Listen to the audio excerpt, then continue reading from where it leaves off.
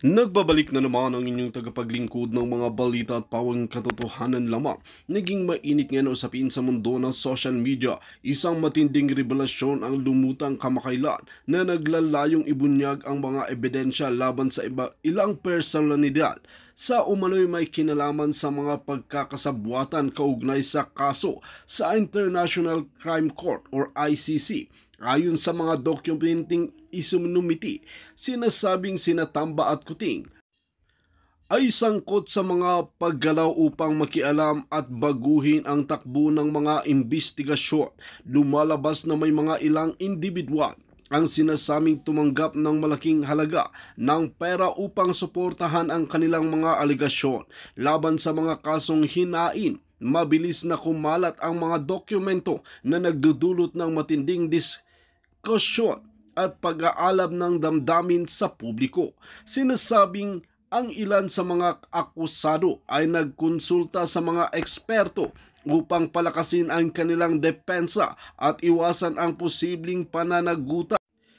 Dagdag pa rito, nakumpirma sa ilang panayam na ang ilang mga ebidensya ay may kahina-hinalang pinagmulan at maaaring peke o ginagamit sa maling paraan. Nang malaman ito ng publiko, agad itong naging usap-usapan at marami ang naniniwala na may mataas na personalidad na pinoprotektahan ang mga nasabing bayaran sa kabila ng mga pagsasabwatan at bayad ng pagsosuporta.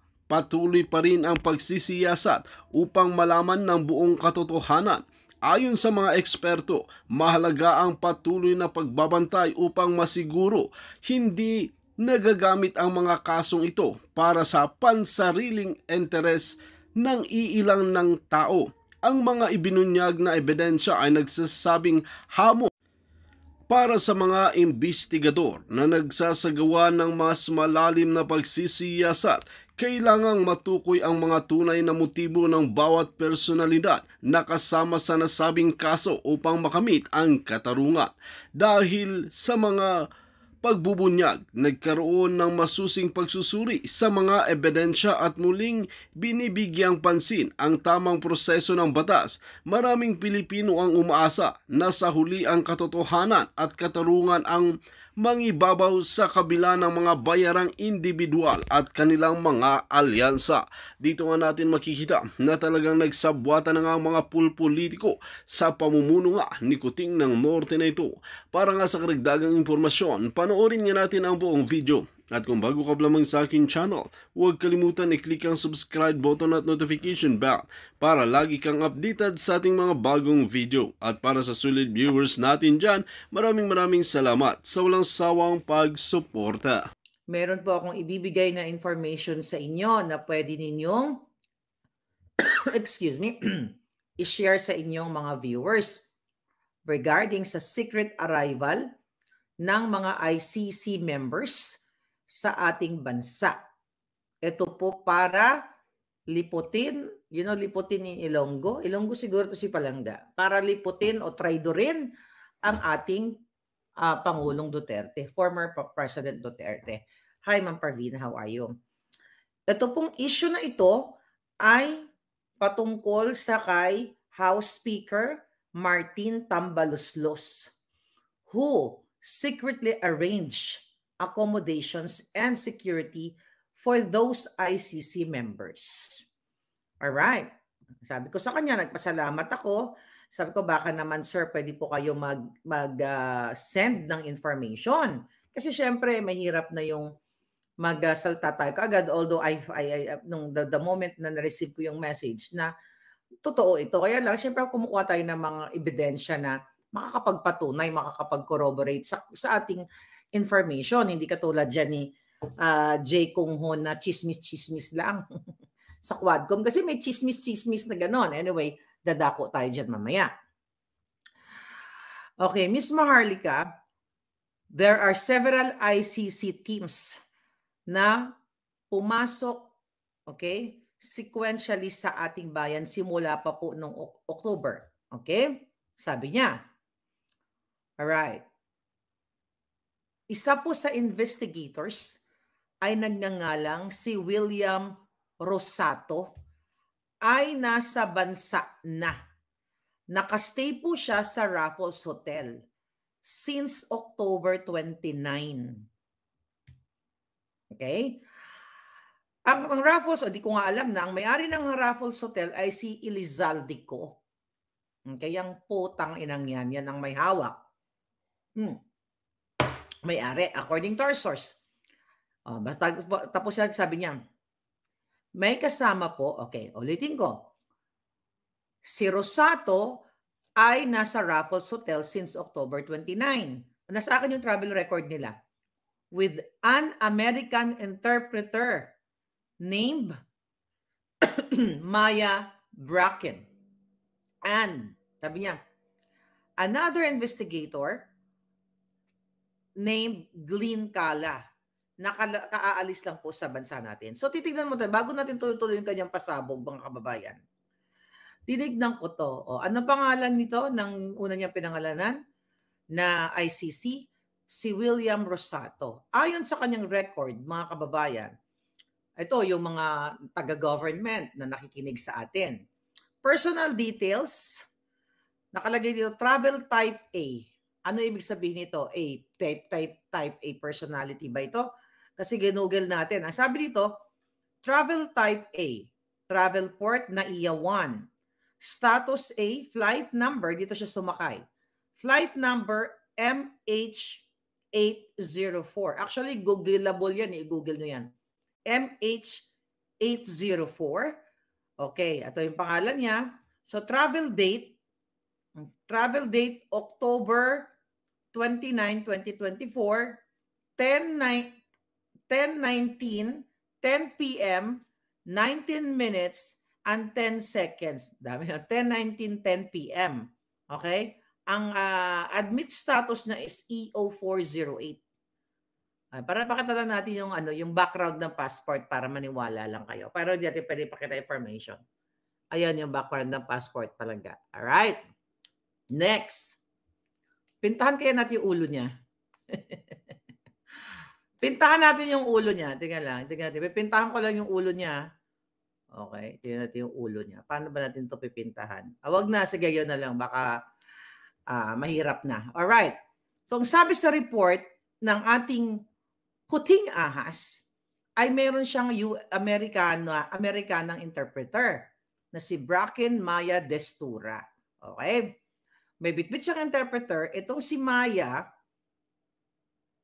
what? Oh, place of birth? Filipino-American. Okay. So, based sa kanyang passport, US passport siya. Lagay lang natin yung shadow, Hindi natin papakita yung buo. Ayan, state. Ayan, yung buo. Parang maniwala kayo sa kay lola nyo. Ayan. Ay, tano yan? Ayan yung passport ni Bakla. Okay. Tignan natin. Nationality niya is United States of America. Place of birth, I think, to sa Pilipinas ipinanganak. Wait. Place of birth, Philippines. Yeah, I believe. Place of birth, Philippines. Okay, so 1966 siya ipinanganak. Okay, so yung isang kasama nila, isisend ko to kay PRRD. Mamaya. Isend ko to sa lahat. Okay, lahat ng pwede nating isendan. Okay, balik tayo sa mensahe, mga hitad. Sabi ni Palangga, pinapasok ito. Okay, itong message niya. Balikan natin yung message na yun. Okay, ito ay inayos pasikreto ni Martin Romualdez. Alright, so another investigator named Glenn Cala. Si Glenn Cala. Natin si Glenn Cala. Hindi pa natin nalaman kung ilang taon, kung ano yung niya. Glenn Cala. Who is Glenn Cala? Okay, Glenn Cala. Where are you? Si Glenn Cala or Glenn Cala Roderick Thomas, ang kanyang buong record dito.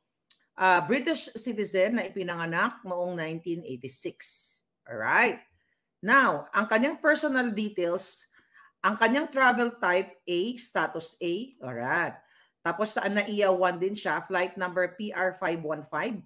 Travel date niya, ito ay 10 October 20, 2024. I'm not sure kung ang travel date ba dito dumating siya sa Pilipinas o pag-alis niya.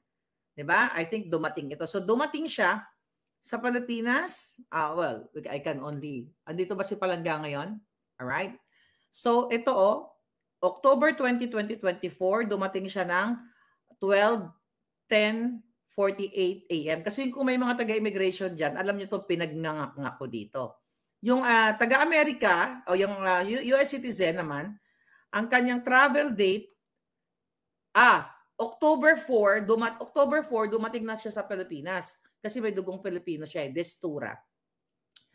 Okay, October 4, 2024, alas 6:02:54 a.m. dumating ng Pilipinas. Binabasa natin to, tingnan natin. Pinakataban natin si yung isang, pakita nito yung isang kalbo.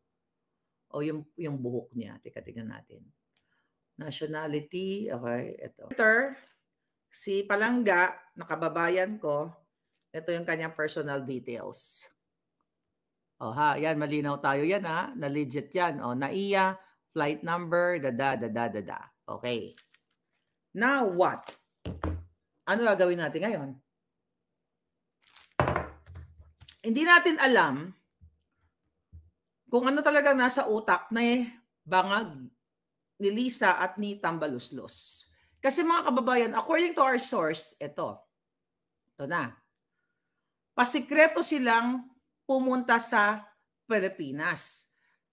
At ito ay ang nag-asikaso ng kanilang travel details, nag-asikaso ng kanilang pagpunta sa Pilipinas para mag-imbestiga o I don't know anong pakay nila talaga. According to our source, ay si Romualdez at si Zaldico. Okay. Nung dumating, itong mga members na ito, ay inilagay sila sa 5-star hotel. Doon nga sa Raffles na pagmamayari daw ito ni Zaldico. Nasa presidential suite sila. And frequently went to high-end hotel Midas for meetings with particular person. In and out sila doon sa kanilang hotel. In Midas, sabi niya, where they use as workplace. So doon sila nag-uopisina doon sa Midas Hotel, according to our source.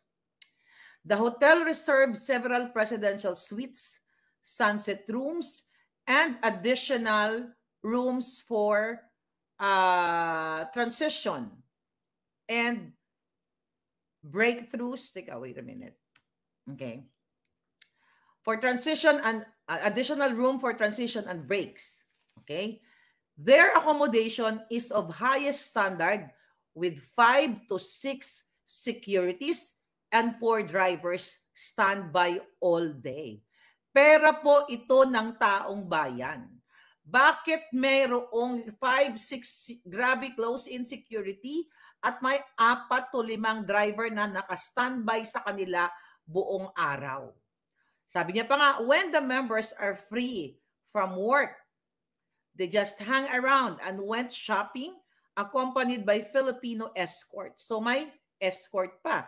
And their expenses are all charged to this escort. Yung mga escort na yon, according to our source, mga tao ni Romualdez at ang nag-arrange ay si Romualdez at si Elizaldico. Sabi niya, okay, ma'am, sabi niya, mayroon pa nga pong incident na itong ICC members urinated in the neighborhood of Tambaluslos Villa, which caused neighbors' complaints. So sabi niya, may pagkakataon na dinadala ni Martin Romualdez sa kanyang lugar, sa kanyang bahay, at may neighbor na nag-report, siguro nalasing, I don't know, kung sino doon sa 3 na ipinakita natin, hindi naman siguro yung babae, na umihi at ito ay nireport ng kanilang kapitbahay. Ang tawag sa mga ito ay mga VIP. Sarado sila, banday sarado, at ito ay pinagpaplanuhan nila kung paano panagutin for whatever reason, kung paano hilain, kung ano man ang Pangulong Duterte. Meron po, very strict po yung rules nila. Okay? Very strict ang rules nila kasi sabi ko pala sa kanya, baka naman pwede ka ma-videohan mo, sabi ko, or picture. Very strict po yung rules nila using digital devices there. Imposibleng makuha ng video bantay sarado po, talagang may bodyguard, okay? Bantay sarado sila. Okay? Pero ito po ay labas-pasok sila sa Midas Hotel. Alright? O ngayon, ay nako. Sabi nito mga palangga, nakakagalit Miss Maharlika habang nagsasuffer ang ating mga kababayan sa bagyong Christine. Etong mga ICC members, okay, are feathering their nest, enjoying luxurious accommodations and services. Romualdez invest quite a lot money to serve the ICC team, which let us wonder, are these expenses covered by Martin Romualdez himself, or have they been spending the budget for flood control and relief? So Martin Romualdez owes the public an explanation. Kaya pinapasabi sa atin, so boljakin nyo yung putang inang Romualdez na yung sangkot yan sa bribery, bakit, number one, question, bakit itinatago dyan sa hotel, ginahabon nila, yun na ginahabon, tinatago nila itong mga ICC members na ito. If they are legitimate ICC members, bakit kailangan itago sa hotel? Bakit may mga bodyguard na with high-powered, security, arms, whatsoever? And bakit may shopping galore? Kasi kung ang intention mo, mga kababayan, ay mag-investigate or whatsoever, bakit shopping spree? According to our source, labas-pasok shopping spree and charge to the escort. At ang escort na nila ay mga Pilipino. At itong mga Pilipinong ito na may mga baril, may mga kasama din sila para mga staff and everything, taga-bit-bit siguro ng pinamili nila, ay under sa payroll ni Romualdez, under sa payroll ng taong bayan. Kaya dapat ito yung iniimbestigahan dyan sa Quad kung bakit sikretong pinapapasok yung ICC. Actually, hindi na ako nagtataka dyan. Sinabi ko yan sa inyo noong November 18 of 2023. Remember that? Meron pa akong sinabi sa inyo na isang ICC member but I forgot. Kailangan balikan ko yung mga dokumento natin. So, talagang itong pagta-target kay Pangulong Duterte, kay Inday Sara, ay planado na ito ng mga hinayupak katulad ni Romualdez, ni Tambaloslos, ni Saldico, ni Bangag, lahat yung mga yan. Kaya gano'n na lang yung eagerness nila na pahiyain, buwisitin, balahurain ang Pangulong Duterte. Kasi recently, di ba, inibitahan nila, today, hindi dumating ang Pangulong Duterte kasi sabi na ni Pangulong Duterte na hindi yan na kailangan pang umattend dahil nasabi niya na lahat ng nasabi niya, nandyan na sa Senado, kung i-extract na lang nila yung transcript, then, sayang lang yung pera ng bayan. Dapat yung pera ng bayan inilalaan sa mga productive na mga proyekto o ibigay sa mga taong bayan na nasasalanta ng bagyo. Di ba? Parang ganun yung konteksto ng mensahe ni Pangulong Duterte. Kasi nga, itong UWAD committee na ito, talagang utos talaga ng gobyernong Bangag. Di ba? Imagine mo, bakit sekreto, Romualdez, bakit sekreto mong pinapapasok ang ICC at hawak ko yung kanilang 3 passport? Paano ko nakuha yan? Sa pamamagitan ng aking magic wand. Di ba? So these are legitimate information na kahit anong gawin yung mga hinayupak kayo, Tambaloslos, Lisa Tanas, Marcos Jr., hindi kayo makakalusot dahil hindi lahat ng nasa immigration, hindi lahat ng nasa hotel, hindi lahat ng Pilipino kaya niyong takot-takutin o kaya niyong sungal-ngalan yung bunganga nila.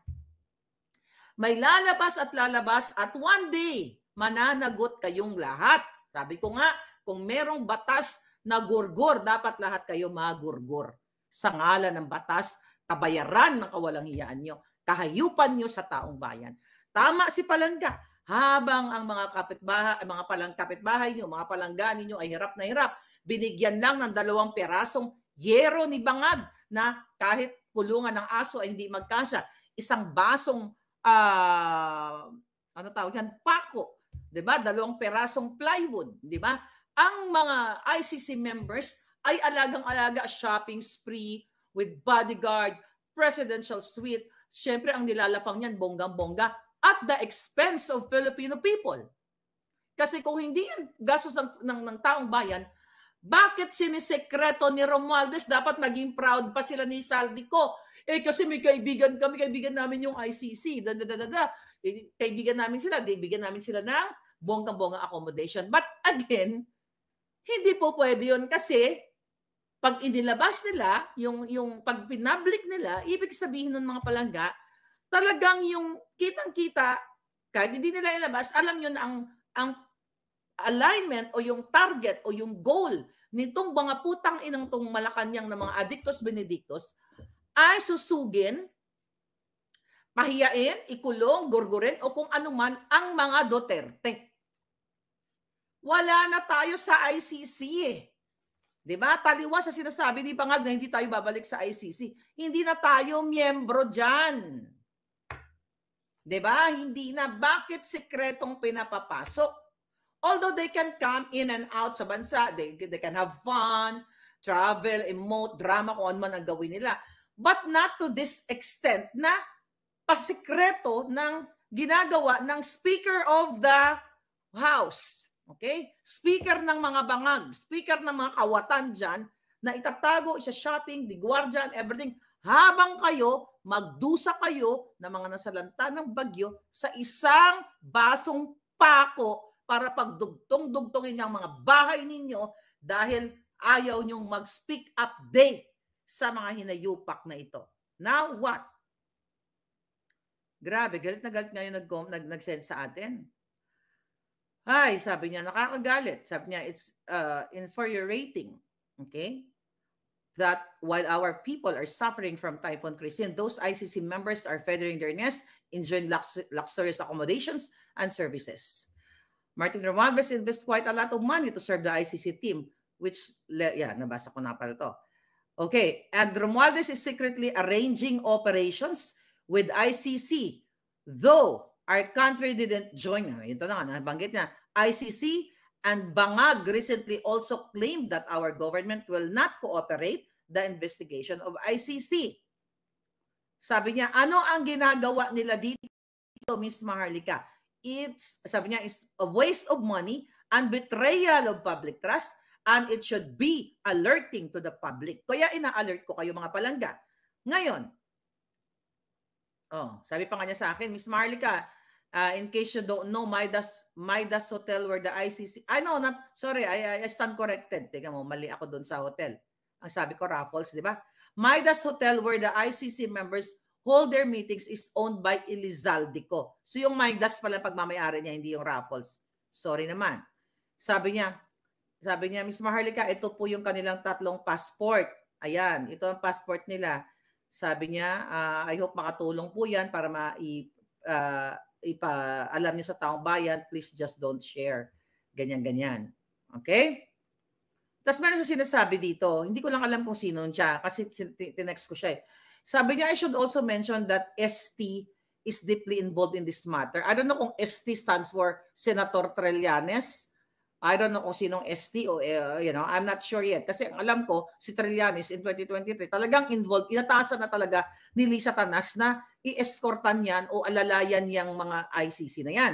Sabi niya dito, Trillanes has, not Trillanes. Sabi niya, yung ST nga, he has been authorized by Bangag to serve as the government representative responsible for engaging with the ICC members.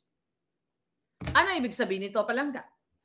So, ang mga traidor ninyong gobyerno ay, talagang nilalapastangan kayo at talagang malupit ang galit kay PRRD at sa mga Duterte. Sabi ko nga sa inyo, kahit na magalit sila, buwisitin nila ng buwisitin si Pangulong Duterte, taliwas dahil ang nabubwisit sila, di ba? Hindi yan makakaapekto sa mga Duterte. Pero ang naaapektuhan, kayong mga palangga, kayong mga kababayan, I think STC Sunny Trillanes. I think that's Sunny Trillanes, no? ST is Sunny Trillanes. Okay, mag-settle tayo dyan. Pero sabi ko sinong ST, malay ko ba kung sinong ST na yun. Pero pumasok sa isip ko si Trillanes. Baka may iba pang ST. But ganun pa man, mga palangga, you guys are right, I think. So, ganun pa man. So, eto, gustong ipaalam, feeling ko, itong informante natin, baka nagtatrabaho sa hotel or baka nasa government, kasi paano nakukuha itong information? Baka taga-immigration, kasi hawak natin yung 3 passport. Ay, email ko nga dyan sa kay Inday Sara. 'Di ba? I don't know. Mga taga-Inday, mga Inday-Inday dyan. Inday-Inday sa Balitaw. Abangan yung email. Kakabog ko to mamaya after natin mag-usap. Okay? So yun. Pinapaalarma kayo na binagastusan yung ICC, pina-shopping galore, presidential suites and everything, VIP, travel arrangement, lahat sa ngalan ng what? Pera ng bayan. Kasi bakit ito tinatago? Okay? Kaya no wonder yung Huwad committee na yan, walang tigil sa kakapatawag kay Pangulong Duterte na meron pa daw silang, sino yun? Si Paduano ba yun? Paduano or si Fernandez na sinasabi nila mag-inhibit daw sila dyan dahil nasasangkot sila, di ba? Dahil pinangalanan sila ni Colonel Grijaldo. Pero andyan pa rin ang mga ulupong. Sinasabi nila na dapat umatid si Pangulong Duterte kasi meron silang 20,000 questions kay Pangulong Duterte recently sa kanilang hearing. At ito dapat, dahil hindi umattend, mag-issue sila ng show cause kay Pangulong o show cause order. At lahat na lang, Duterte, putang ina, Duterte ang mga pinagsasabi nila. Ang issue nila, 48 years ago na.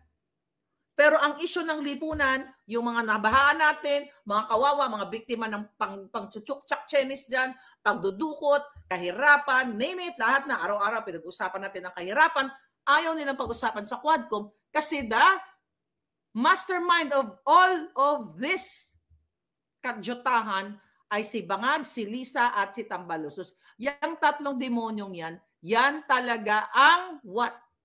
Ang punot dulo ng kahirapan ninyo dyan sa Pilipinas. Mga palangga. Okay? Midas Hotel, alam mo ang gawin ninyo? Okay, gawin ninyo mga taga Midas Hotel. Pasimple lang kayo. Dapat kasi magtulungan tayo Kayo mga gwardya sa parking, pasimple kayo. Video-video, send natin kay Maharlika. Okay, paglabas, video-video, okay?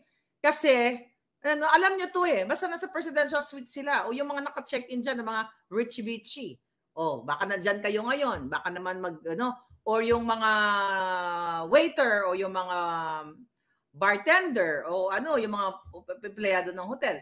Baka naman, di ba, mag-video-video kayo. Hindi naman kayo lahat kayang kontrolin ng mga hayop na yan. Dahil may katapusan lahat ang mga ginagawa nila, mga palangga. Di ba? May katapusan lahat to. Lalo na ngayon na presidente na si Trump. Okay? Next year pa pala. Okay? Next year pa next year pa siya mag-inaugural. So ngayon, mga kababayan, eto lahat ng kadyutahan ito ay kabulukan ng Marcos. Yung kanyang chief PNP, di ba?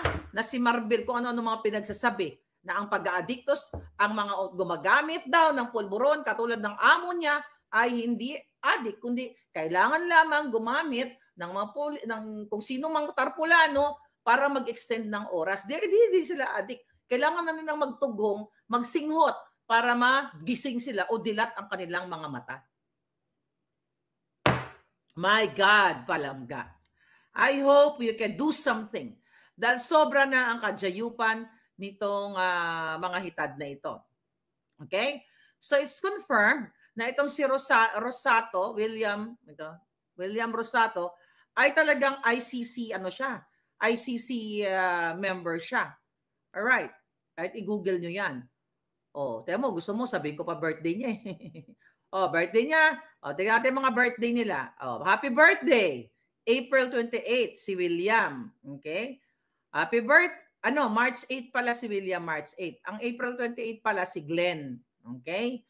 Hindi yun si Attorney Glenn, Okay, si Palangga, yung kababayan ko dito sa Jamaica, yung interpreter, ang birthday niya naman is August 27. Happy birthday sa inyong 3. Di ba? I will send this passport. I-email ko to. Nakakagalit itong mga hinayupak na to, mga kababayan. Nakakagalit ang gobyerno ninyo. Okay? Dahil ang pakikipagsabwata nila, mga palangga, ay what? Meron silang agenda.